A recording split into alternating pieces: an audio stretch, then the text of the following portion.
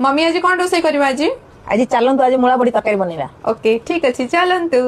प्रथमे किसी परिमाणर सोरिष नहीं किसी जीरा को आड करदे सहित कटा होता पिज आ हल्का सुखिला लंका सहित रसुण को भी आड करदे भल भाव देखो पेस्ट हो गला।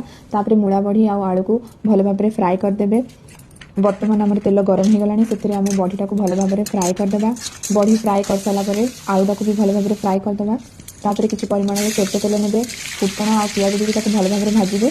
ता सहित आप किसी टमाटर भी आड करदे। देखिए से भलसे सिझी आसो हल्का लुण देदेवे स्वाद अनुसार तो जल्दी सिझीज। देखो बर्तमान से सिझी आसला आम सोरिष बटा मसला को आड करदे।